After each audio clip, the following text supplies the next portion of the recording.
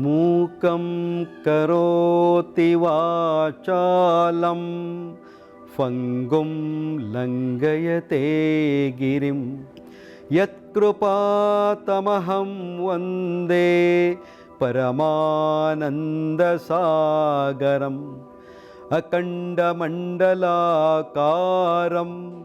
ವ್ಯಾಪ್ತಂ ಯೇನ ಚರಾಚರಂ ತತ್ಪದಂ ದರ್ಶಿತಂ ಯೇನ ತಸ್ಮೈ ಶ್ರೀ ಗುರವೇ ನಮಃ. ಅಜ್ಞಾನತಿಮಿರಾಂಧಸ್ಯ ಜ್ಞಾನಾಂಜನಶಲಾಕಯ ಚಕ್ಷುರುನ್ಮೀಲಿತಂ ಯೇನ ತಸ್ಮೈ ಶ್ರೀ ಗುರವೇ ನಮಃ. ತಸ್ಮೈ ಶ್ರೀ ಗುರವೇ ನಮಃ.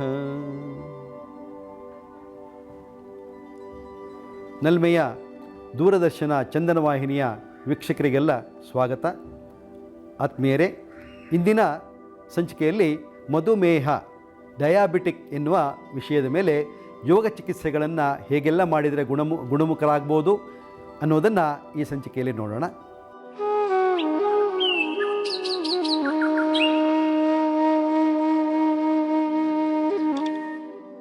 ಮಧುಮೇಹ ರೋಗಕ್ಕಾಗಿ ಯೋಗ ಚಿಕಿತ್ಸೆಯ ಪ್ರಕಾರಗಳು. ಮೊದಲನೇದಾಗಿ ನಾವು ಈ ಒಂದು ಚಿಕಿತ್ಸೆಯಲ್ಲಿ ಮಯೂರಾಸನ ಎನ್ನುವ ವಿಶಿಷ್ಟವಾದ ಅಭ್ಯಾಸವನ್ನು ನಾವು ನೋಡೋಣ. ಈ ಮಯೂರಾಸನವನ್ನು ಮಾಡಿದಾಗ ನಮ್ಮ ಹೊಟ್ಟೆಯ ಭಾಗದಲ್ಲಿರುವ ಪ್ಯಾನ್ಕ್ರಿಯಾವನ್ನು ಹೇಗೆ ಸ್ಟಿಮ್ಯುಲೇಟ್ ಮಾಡ್ಬೋದು, ಅದನ್ನು ಹೇಗೆ ಉತ್ತೇಜನೆಗೊಳಿಸ್ಬೋದು ಅನ್ನೋದನ್ನು ಈ ಅಭ್ಯಾಸದಲ್ಲಿ ನೋಡೋಣ. ನಿಧಾನವಾಗಿ ಈಗ ಒಂದು ಉದ್ದನೆಯ ಒಂದು ಕಂಬವನ್ನಿಟ್ಟಿದ್ದೇವೆ ಮತ್ತು ಕುರ್ಚಿಯನ್ನಿಟ್ಟಿದ್ದೀವಿ. ಈ ಸಹಾಯದೊಂದಿಗೆ ಮಯೂರಾಸನವನ್ನು ನಾವು ಹೇಗೆ ಸುಲಭವಾಗಿ ಮಾಡ್ಬೋದು ಅನ್ನೋದನ್ನು ನೋಡೋಣ. ಇಲ್ಲಿ ನಮ್ಮ ಹೊಟ್ಟೆಯ ನಾಭಿಯ ಭಾಗವನ್ನು ಈ ಒಂದು ಉದ್ದನೆಯ ಕಂಬದ ಮೂಲಕ್ಕೆ ಕೊಟ್ಟು ಹೊಟ್ಟೆಯ ಭಾರವನ್ನೆಲ್ಲ ಅದರ ಮೇಲೆ ಬಿಡಬೇಕಾಗತ್ತೆ. ಅದನ್ನು ಹೇಗೆ ಬಿಡೋದು ಅನ್ನೋದನ್ನು ಈಗ ಪ್ರಾಕ್ಟಿಕಲ್ ಆಗಿ ನೋಡೋಣ. ನಿಧಾನವಾಗಿ ಆ ಕಂಬಕ್ಕೆ ಹೊಟ್ಟೆಯ ಭಾಗದ ಹೊಕ್ಕಳ ಬಳ್ಳಿಯನ್ನು ಕೊಟ್ಟು ಹಾಗೆ ಮುಂದಕ್ಕೆ ಬಾಗಿ ಕೈ ಹಸ್ತವನ್ನು ನೆಲಕ್ಕೆ ತಾಗಿಸ್ಕೊಳ್ಳಿ. ಹಾಗೆ ಹಿಂಭಾಗದಲ್ಲಿ ನಿಧಾನವಾಗಿ ಕಾಲುಗಳನ್ನು ಮೇಲೆ ಕೆತ್ಕೊಳ್ಳಿ. ಕುರ್ಚಿಯ ಮೇಲೆ ಹಾಕಿ ನೋಡಿ. ಈ ಮಯೂರಾಸನವನ್ನು ನಾವು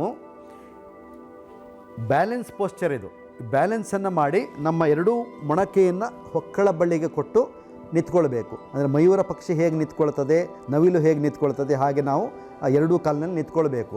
ಆದರೆ ಈ ಚಿಕಿತ್ಸೆಗೆ ಬಂದವರಿಗೆ ಯೋಗ ಗೊತ್ತಿರೋದಿಲ್ಲ, ಅವರು ಯೋಗ ಮಾಡಲಿಕ್ಕೆ ಕಷ್ಟ ಆಗತ್ತೆ. ಹಾಗಾಗಿ ನಾವು ಪರಿಕರಗಳನ್ನು ಜೋಡಿಸ್ಬಿಟ್ಟು ನಮಗೇನು ಬೇಕು, ಈ ಕಾಯಿಲೆಗೆ ಅಥವಾ ಈ ಸಮಸ್ಯೆಗೆ ಏನು ಪರಿಹಾರ ಬೇಕು ಅದನ್ನು ಮೂಲವನ್ನು ಹುಡುಕಿ ಅದಕ್ಕೆ ಸೂಕ್ತವಾದ ಅಭ್ಯಾಸವನ್ನು ನಾವು ಇಲ್ಲಿ ಕೊಡುವಂಥದ್ದು. ನೋಡಿ, ಹೊಕ್ಕಳ ಬಳ್ಳಿಯ ಪಕ್ಕದಲ್ಲಿ 2 ಇಂಚು ಪಕ್ಕದಲ್ಲಿ ಮೇಧೋಜೀರಕಾಂಗ ಇದೆ. ಆ ಮೇಧೋಜೀರಕಾಂಗವನ್ನು ನಾವು ಆ್ಯಕ್ಟಿವೇಟ್ ಮಾಡಿದಾಗ ಇನ್ಸುಲಿನನ್ನು ಪ್ರೊಡಕ್ಷನ್ ಮಾಡುತ್ತೆ. ಸೊ ಇನ್ಸುಲಿನ್ ಪ್ರೊಡ್ಯೂಸ್ ಆದಾಗ ಹಾರ್ಮೋನ್ ಕೆಲಸವನ್ನು ಚೆನ್ನಾಗಿ ನಡೆಸಿದಾಗ ಶರೀರದಲ್ಲಿರುವ ಎಲ್ಲ ಒತ್ತಡಗಳು ಕಡಿಮೆ ಆಗುತ್ತೆ ಮತ್ತು ಸಕ್ಕರೆ ಅಂಶ ಸರಿಯಾದ ರೀತಿಯಲ್ಲಿ ಬಿಡುಗಡೆ ಆಗುತ್ತೆ.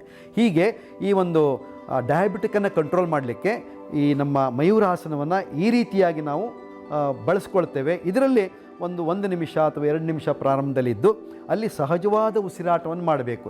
ದೀರ್ಘ ಉಸಿರಾಟವನ್ನು ಮಾಡಿದಾಗ ಹೊಕ್ಕಳ ಬಳ್ಳಿಯ ಸುತ್ತಲಿರುವ ಎಲ್ಲ ಮಾಂಸಖಂಡಗಳು, ನರಕೇಂದ್ರಗಳು ಅಲ್ಲಿ ಆ್ಯಕ್ಟಿವೇಟ್ ಆಗ್ತವೆ, ಅಲ್ಲಿ ಪ್ರಚೋದನೆಗೊಳ್ಳುತ್ತೆ.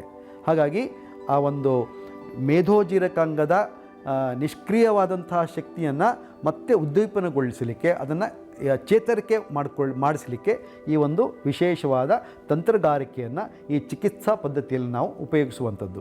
ಇದರಲ್ಲಿ ನಿಧಾನವಾಗಿ ಉಸಿರಾಟ ಮಾಡ್ತಾ 1 ನಿಮಿಷ 2 ನಿಮಿಷ ಇರಬೇಕಾಗತ್ತೆ. ಆಮೇಲೆ ಸಮಾಧಾನವಾಗಿ ಇಲ್ಲಿ ನೋಡಿ, ಕೈಗಳ ಭುಜಗಳನ್ನು ಸ್ವಲ್ಪ ಸಡಿಲ ಮಾಡಬೇಕು, ಬಿಗಿ ಹಿಡಿಬಾರ್ದು ಮತ್ತು ಇಡೀ ಶರೀರದ ಭಾರ ಕೈಗಳ ಮೇಲೆ ಬಿಡಬಾರ್ದು. ಹೊಟ್ಟೆಯ ಬಳ್ಳಿ ಮೇಲೆ ಬಿಡಬೇಕು.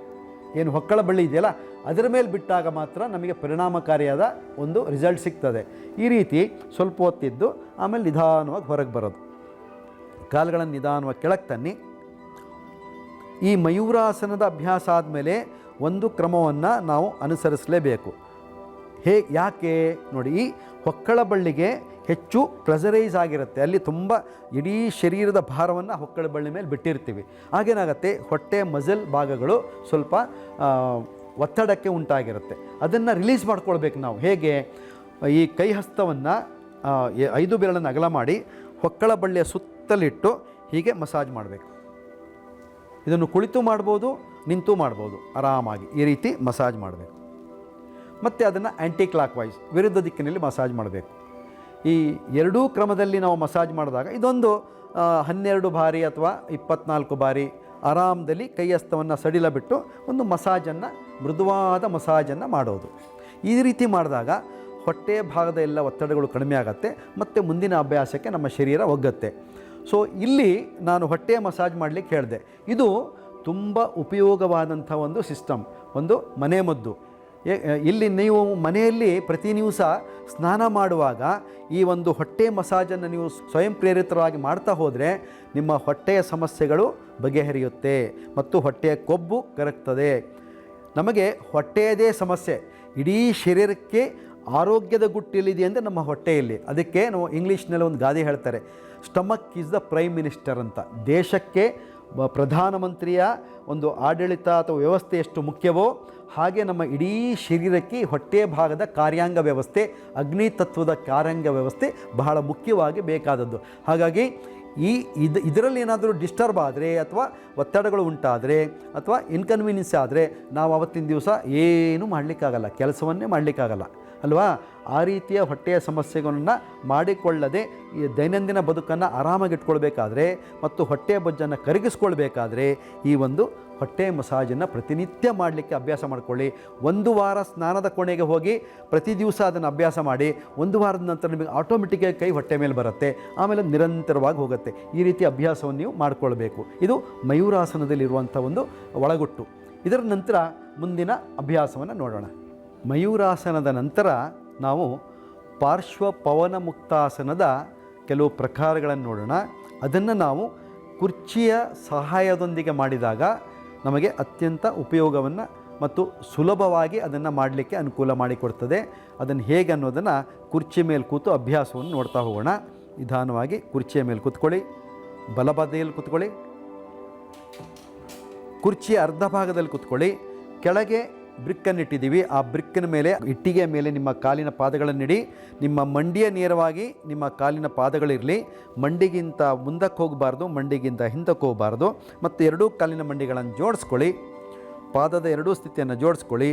ಈಗ ನಿಮ್ಮ ಎರಡೂ ಕೈಗಳನ್ನು ಚೇರಿನ ಅಕ್ಕಪಕ್ಕದಲ್ಲಿರುವ ರಾಡನ್ನು ಹಿಡ್ಕೊಳ್ಳಿ, ಅಂದರೆ ಕಂಬವನ್ನು, ಚೇರಿನ ಕಂಬವನ್ನು ಹಿಡ್ಕೊಳ್ಳಿ.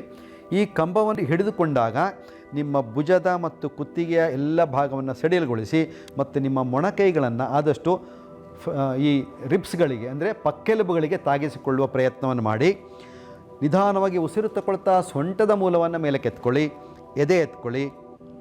ಉಸಿರು ಬಿಡ್ತಾ ಸೊಂಟದ ಮೂಲವನ್ನು ಬಲಪಾರ್ಶ್ವಕ್ಕೆ ತಿರುಗಿಸುವ ಪ್ರಯತ್ನವನ್ನು ಮಾಡಿ.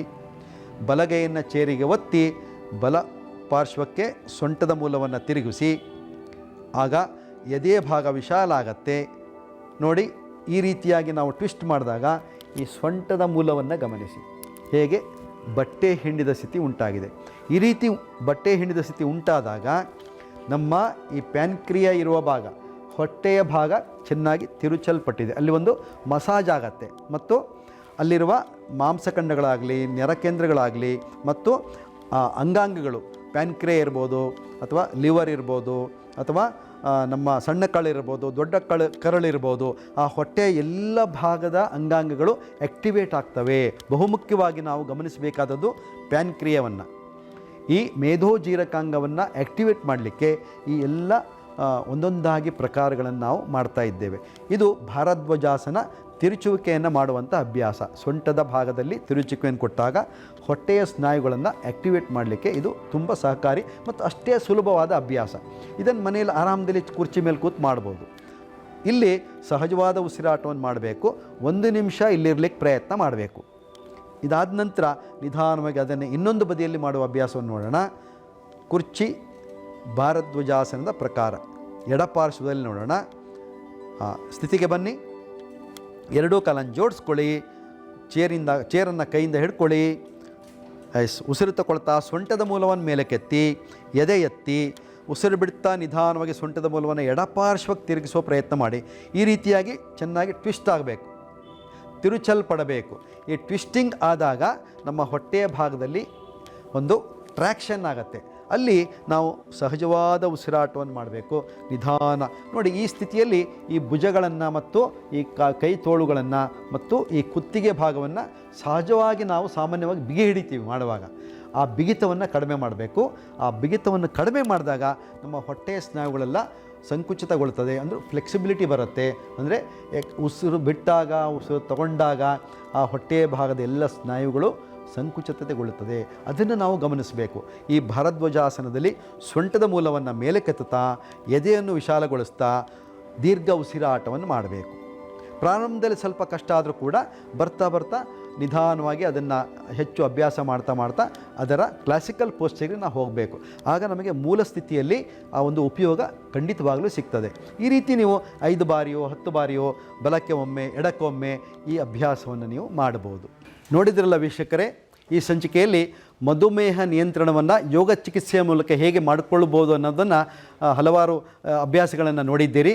ಮುಂದಿನ ಸಂಚಿಕೆಯಲ್ಲಿ ಇನ್ನಷ್ಟು ವಿಷಯಗಳೊಂದಿಗೆ ಮಧುಮೇಹ ನಿಯಂತ್ರಣವನ್ನು ಮಾಡಲಿಕ್ಕೆ ಯಾವ್ಯಾವ ಅಭ್ಯಾಸಗಳನ್ನು ಮಾಡ್ಬೋದು ಅನ್ನೋದನ್ನು ನೋಡೋಣ. ನಮಸ್ಕಾರ, ಶುಭವಾಗಲಿ.